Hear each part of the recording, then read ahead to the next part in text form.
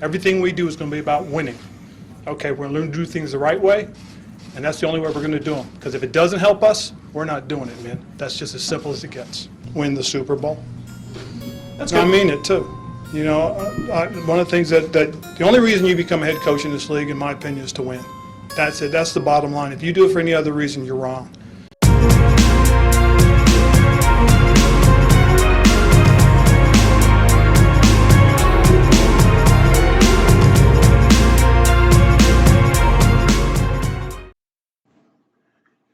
Hey, football fans, welcome to the Washington Command Center. With these massive shakeups in free agency, along with tons of insane cuts and trades, all seeming to be in the AFC's favor, and with all that talent leaving the NFC, does the Carson Wentz trade elevate Washington towards the top end of the NFC, possibly to a NFC championship or even a Super Bowl appearance to kick off this new era of Washington football, an era where this proud franchise can once again command respect. And what better way to kick off this new era than subscribing here to the Washington Command Center, so you can find your way back to some of the most opinionated and ice-cold calculated takes on all things Washington Commanders. While you're at it, hit that like button. It'd be greatly appreciated. Ring that notification bell so you are the first one here. So I think with the NFC absolutely hemorrhaging talent the way it has this offseason, along with our addition of Carson Wentz, I think that puts us in a legitimate position to make a deep playoff run. And possibly in a great position to take over as one of the top NFC teams moving forward. It's pretty noticeable that most of the talent is going from the NFC to the AFC. Like, they rang every drop of talent they could, almost like an organized attack. Like, the AFC has just scooped up whatever they could to make themselves stronger. I mean, you got quarterback Russell Wilson in trade, and just today, Matt Ryan gets shipped from the NFC to the AFC. You got wide receivers Devontae Adams, Amari Cooper, Christian Kirk, Ced Wilson, Ty Montgomery, and kick returner Jakeem Grant. Then you had tight ends Hayden Hurst, O.J. Howard, Evan Ingram, Tyler Conklin. Offensive line, like high-tier offensive linemen like La'el Collins, Connor Williams, Alex Kappa, our very own Brandon Sheriff, James Daniels, Ben Braden, Laken Tomlinson, Tom Compton, Mason Coles, Jamarco Jones.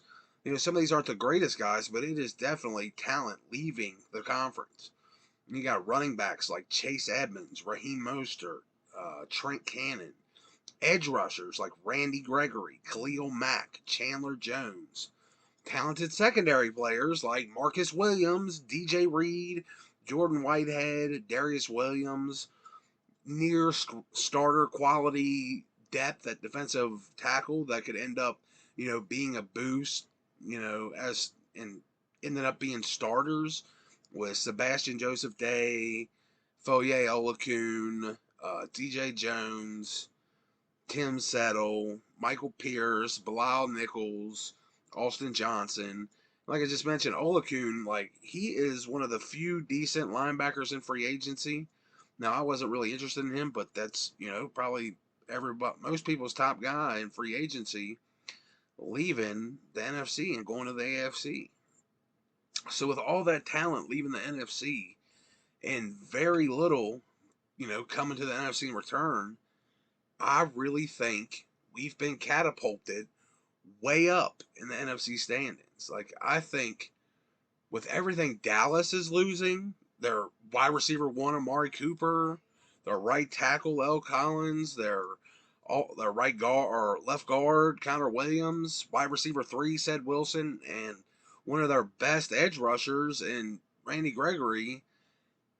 That's rough and great for us. They basically gain nothing in return, and I think we've by far made the most impactful move to improve our team, while losing very little outside of defensive interior depth and our starting guards, which I think only helps us with the cap. After seeing what Ron and John Matsko have, been able to do through the first 2 seasons, I'm confident they can put anyone out there and maintain a top 10 offensive line group. With our team being considerably better than Philly and New York to begin with, I think, and from injuries and COVID hurting us this year, you know, more than anything, we were hurt by quarterback play last year.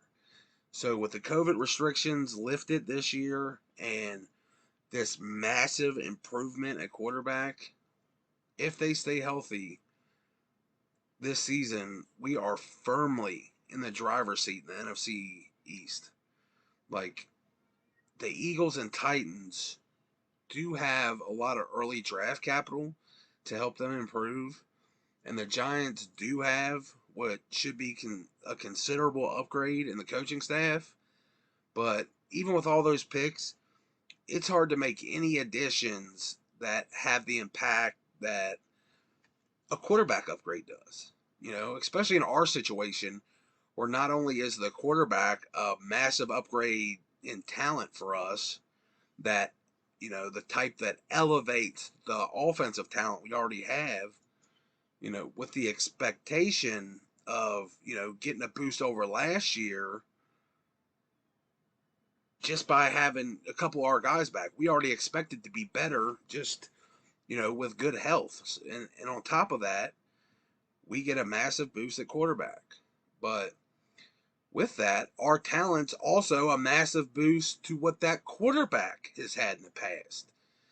Say what you will about Wentz, but he was on his way to an MVP season in 2017 before his injury with a much weaker wide receiver group. Like, he didn't have much talent there. Also, Wentz had a 4,000-yard passing season in 2019 without a single 1,000-yard receiver of any kind. Not even his buddy Ertz broke 1,000 yards that year. And Carson still had 4,000 yards, which, that's impressive ball distribution and really speaks to how well Wentz can read the field and get to the open guy, instead of just leaning on a star player. And I really think the 3,500-yard season he got with the Colts wide receiver group is impressive too, especially when you factor in how horrible their pass protection was. It was 30th in the NFL, by the way. But outside of our division, which I think we are primed to win, with Dallas just on paper getting so much weaker. Outside of that, Aaron Rodgers has lost what seemed like the only guy he would throw it to in Devontae Adams. Even with 2 late first round picks, I think it's going to be hard for them to get anywhere close to where they were with Adams. Not to mention he also lost Robert Tonyan at tight end. And, on the defensive side, that brings Darius Smith back.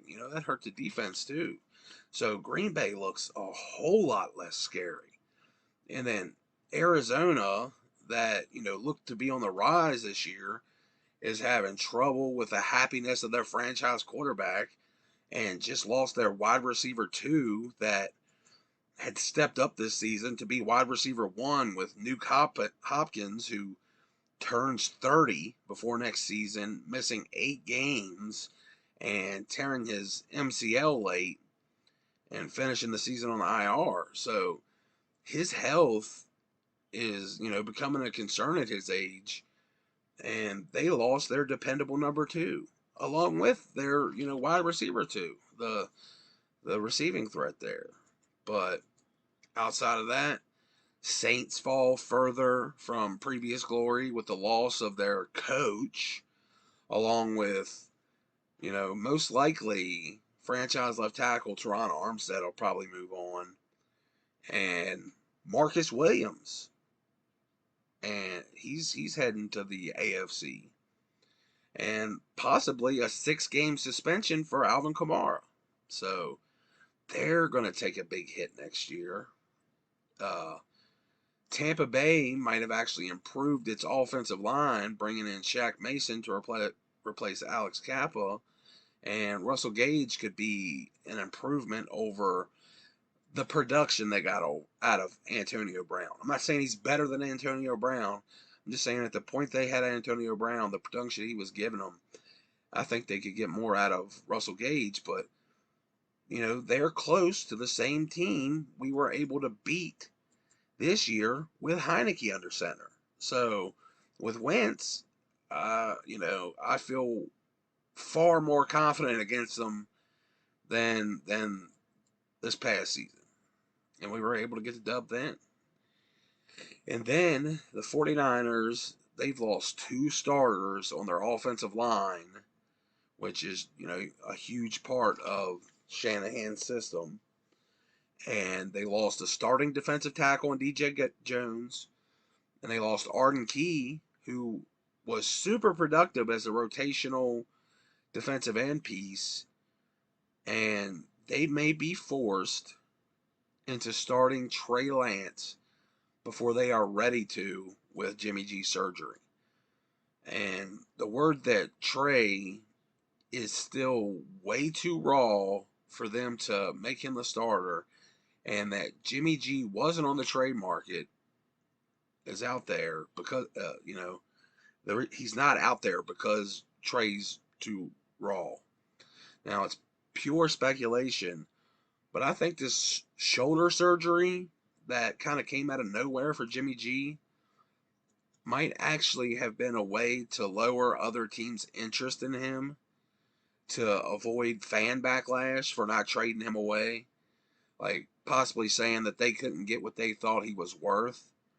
And all as a way to shield the fact that Trey Lance, who they traded up to get, 3rd overall, still isn't ready to start in the 2nd season. So with Jimmy G as the starter probably still, and those O-line losses, and their first draft pick basically being in a 3rd round with how late their 2nd rounder actually is, they haven't had any major additions in free agency.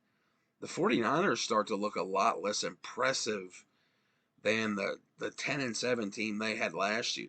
And I don't think we need to bring up the Seahawks, who lost Russell Wilson, and with him, the playoff hopes completely gone with Russ. So what's left out there in the NFC is the reigning Super Bowl champion Rams, who somehow managed to replace Odell with Allen Robinson and extend Matt Stafford, even with their cap situation.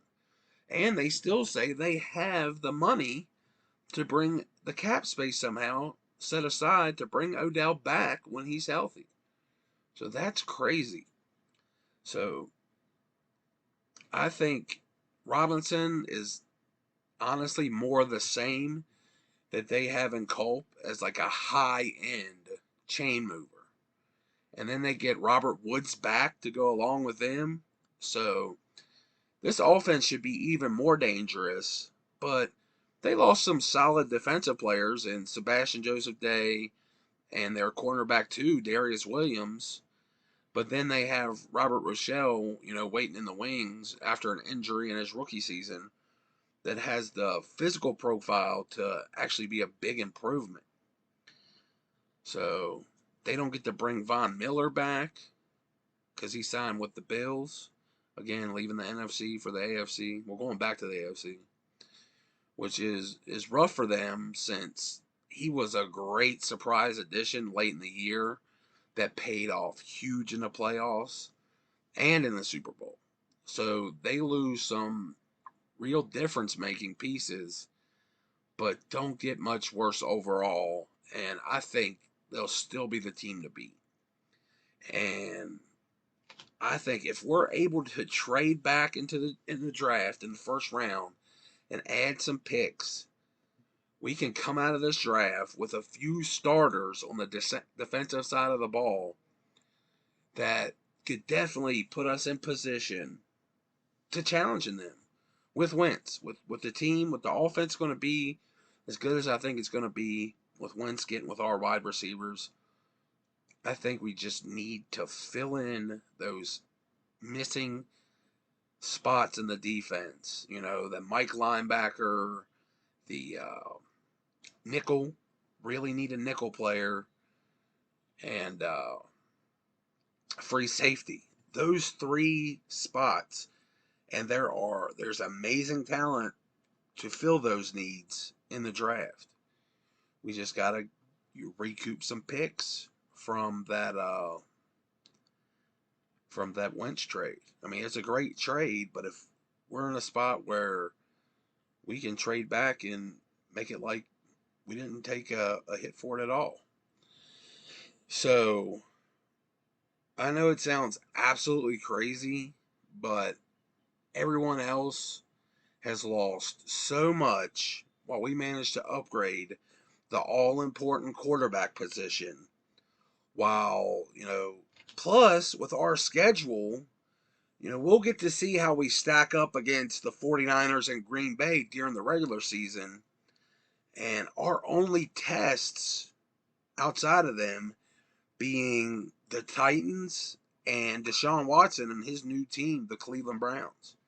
So otherwise, I think we should really be able to dominate this cream puff schedule. I really think we should. And again, as crazy as it sounds, a healthy Carson Wentz with this third place schedule could put us in line for the first seed, which now, is the only one that gets a bye, which would be huge. The Rams, winning the Super Bowl, it landed them our schedule from last season, almost exactly. Save swapping, our division games for theirs, but otherwise it's pretty much the same schedule we had.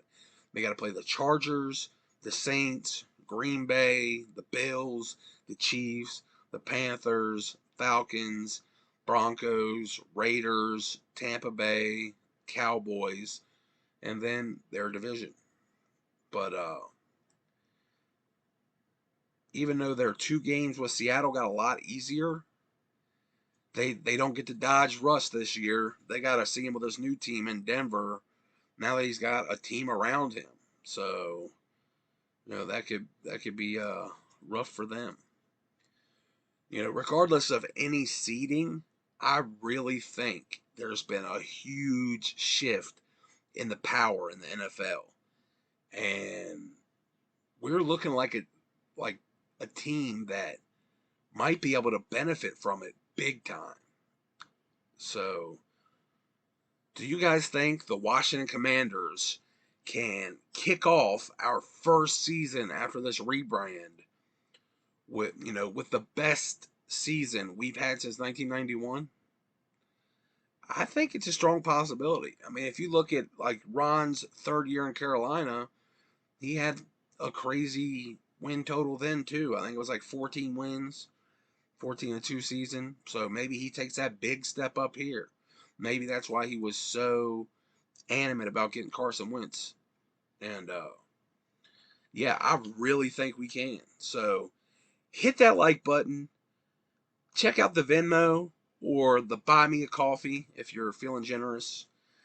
And remember to kick off this new era of Washington football by subscribing here to the Washington Command Center for some of the most opinionated and ice cold calculated takes on all things Washington Commanders.